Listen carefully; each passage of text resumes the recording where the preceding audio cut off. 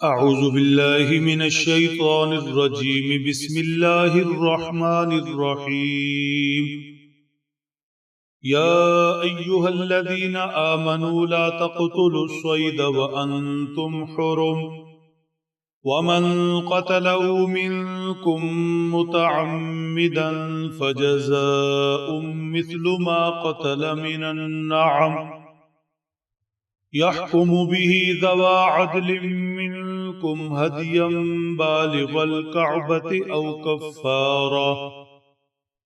أو كفارة طعام مساكين أو عدل ذلك صياما ليذوق وبال أمره عفى الله عما سلف ومن عاد فينتقم الله منه والله عزيز ذو انتقام أحل لكم صيد البحر وطعامه متاعا لكم وللسيارة وحرم عليكم صيد البر ما دمتم حرما واتقوا الله الذي إليه تحشرون صدق اللہ العظیم۔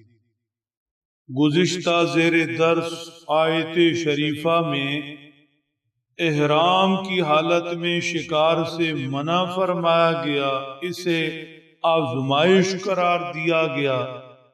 آج تلاوت کی گئی آیت مقدسہ میں اسی مضمون کی تفصیل ذکر ہے۔ ارشاد فرمایا یا ایہا الذین آمنوا لا تقتلوا الصید وانتم حرم، ایمان والوں کے لیے حکم ہے کہ وہ شکار نہ کریں، شکار کو قتل نہ کریں اس حالت میں کہ وہ احرام میں ہوں۔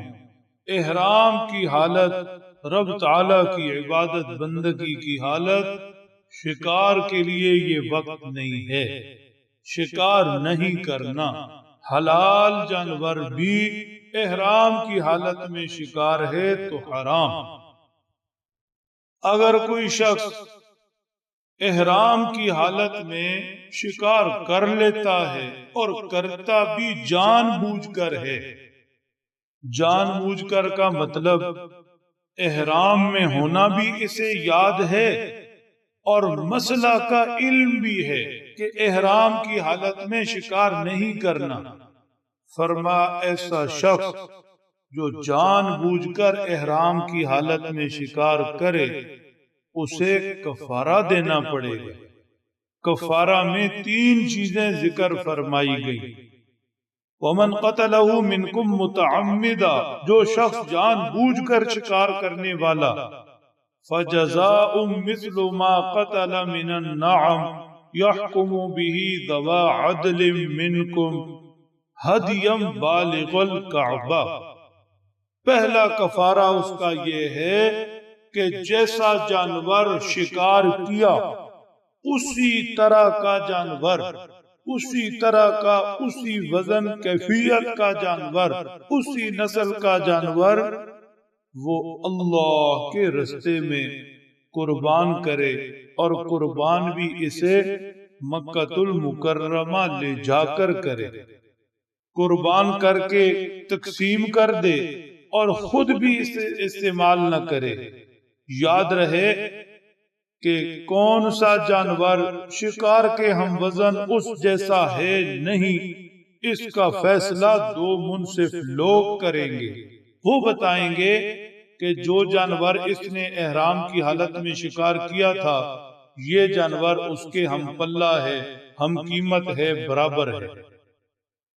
دوسرا کفارہ ذکر فرمایا او کفارۃ طعام مساکین، یا پھر جان بوجھ کر احرام کی حالت میں شکار کر بیٹھا تو کفارہ یہ ہے کہ جتنے لوگوں کو وہ جانور صدقہ فطر کے برابر تقسیم ہو سکتا تھا، مثلا شکار والا جانور 20 لوگوں کو، ہر ایک کو صدقہ فطر کے برابر 2.5 کلو گندم اس کی قیمت کے برابر تقسیم ہو سکتا ہے، اتنے لوگوں کو کھانا کھلائے، 10 ہوں، 12 ہوں، 15 20 ہوں، او عدل ذالک صیاما، یا پھر اتنے دن روزے رکھے جتنے مسکینوں کو اس شکار والے جانور سے کھلایا جا سکتا تھا۔ فرمایا لیذوق وبال امری، یہ اللہ کے حکم کی خلاف ورزی کی سزا ہے، یہ کفارہ اس لیے تاکہ یہ اللہ کے حکم کی نافرمانی کی سزا چکھے۔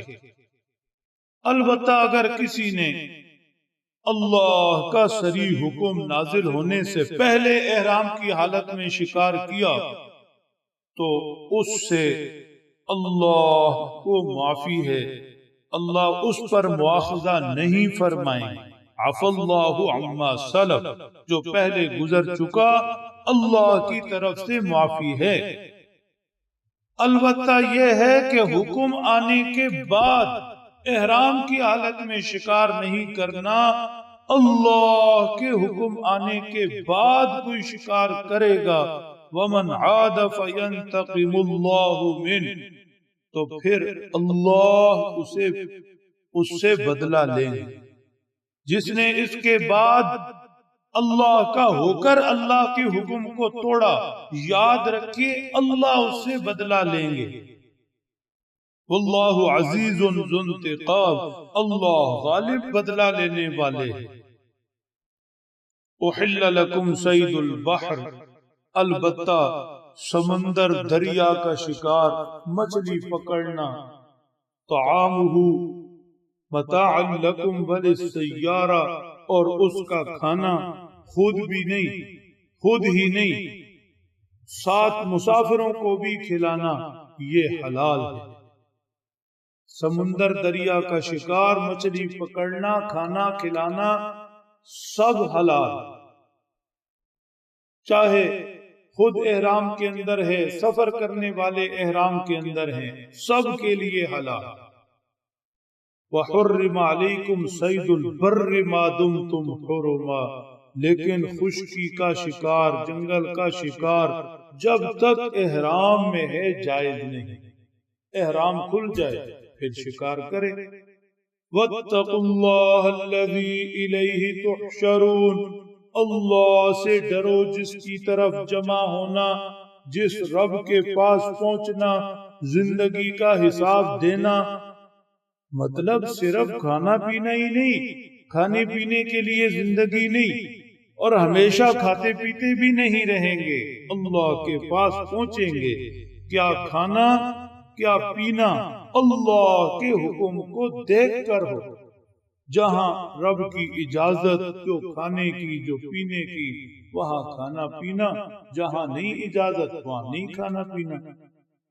رمضان میں روزے کی حالت میں حلال کھانا حلال پینا موجود، نہیں حکم نہیں کھانا نہیں پینا۔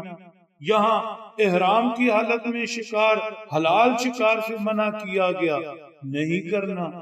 یہی بندگی ہے، یہی بندگی ہے۔ اللہ سمجھ دیں، عمل کی توفیق بخشے۔